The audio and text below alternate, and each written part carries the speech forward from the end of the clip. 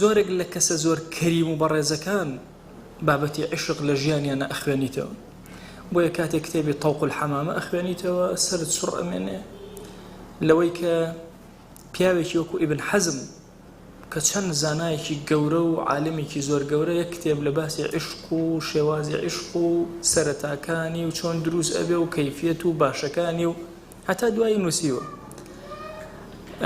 بۆیەش ناوی لە ناوە تەوق الحەمامە کە ئەنەما کۆترێ بێنە لە پێشچاوی خۆت گەردانەیەکی جوان لە ملیا بێ، فەرموویەتی ئەم گەردانەیە هەرچی محاولەکە دەنووکی خۆی بەرناکەوێ بۆی لە خۆی لا بدە. عشقیش بە هەمان شێواز لە گەردانەی ئینسانە کە دەرئەکەوێ هەرچی ئەکا لە کۆڵی نابێتەوە. بۆیە فەرموویانە العشق دواء أفئدة الكرام، دواء چارەسەری دڵی کەسە سەخاوەتەکان کەسە زۆر بەڕێزەکان بریتە لە عشق.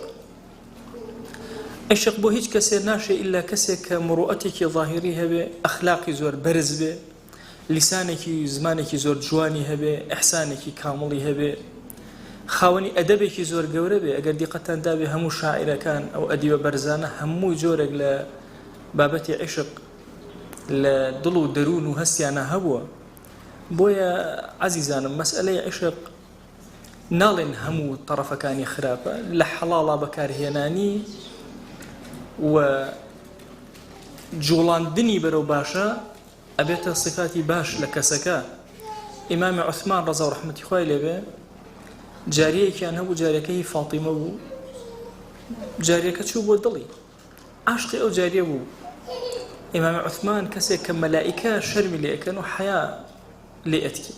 چەند جارێ تەکلیفی کرد لە فاتیمەی خێزانی کە ئەو جاریە ببەخشە بە من، بە هیچ شێوازە پێی نەبەخشی، هەتا وەکو بە خەلیفەی موسڵمانان اینجا پێی بەخشی. وتی فاتیمە ئەمڕۆ کە شانم قورسە اینجا ئەمانەتەکەم ئەدەیتێ. پرسیاری کرد لە ئافرەتەکە، پێیوت تۆ چۆن گەیشتە دەستی فاتیمە؟ ئەوی ژیانی خۆی گێڕایەوە کە پیاوێکی زۆر دەوڵەمەند لە بەسڕا، دیارە زوڵمێکی زۆری لێ کراوە، شتەکانی هەمووی داگیر کراوە. یەکێک لەو شتانەی کە داگیر کراوە ئەم ئافرەتەیە. دواتر دەست بە دەست هەتا گەشتە دەستی عەبدولمەلیکی کوڕی مەڕوان و ئەویش بەخشیوێتی بە فاتیمەی خێزانی عومەری کوڕی عەبدولعەزیز کە کچی عەبدولمەلیکی کوڕی مەڕوان. پێوت ئەو گەورەیە ئەو سەیدەت وەک بزانی کەسی ماوە، وتی ئەزانم کوڕێکی ماوە. نامەیە نارد کوڕە هات، هەموو شتەکانی گێڕایە بە ئافرەتەکەشەوە. دوای پێیانوە دووتیان ئەی ئیمام، ئایا تۆ عاشقی ئەم ئافرەتە بووبی؟ ئێستا چۆن تەسلیمەکەیتەوە بە بنە ماڵەکە؟ لیان بکڕەوە. تی وەڵاهی نامەوێت زوڵمی دوو هەمیان لێ بکەم. ئێستا لە دڵمان لە جاران خۆشەویسترە ئەم ئافرەتە، بەڵام نامەوێت بگەمەوە حوزوری خوا لەکەیەک لە نێوچەوان ما بێ لە بابەتی زوڵمە. مؤرخینە فەرموون هەتا وەکو ڕەزا و ڕەحمەتی خوای لێبێ عومەری کوڕی عەبدولعەزیز نەک عوسمانی کوڕی عەفان، و عوسمانی کوڕی عەفان بابەتێکی ترە. عومەری کوڕی عەبدولعەزیز ئەفەرموون هەتا ئەو لەحزەیەش کە وەفاتی کرد، ئەفەرموون هەتا ئەو لەحزەیە کە کۆتا بە ژیانی هات، عشقی ئەو ئافرەتە هەر لە دڵیا تەواجودی هەبوو، وجودی هەبوو. بەڵام ئایا ئەم عشقەکە لە دڵیا هەبوو بەرەو خراپەیەکی برد، هەنگاوێکی نا بەرەو خراپەکاری نەخێر. سەیدنا عوسمان ڕەزا و ڕەحمەتی خوای لێبێ عەینەن عاشقی ئافرەتێک بوو و زۆر هەوڵیدا کە پێی بگا پێی نەگەیشت.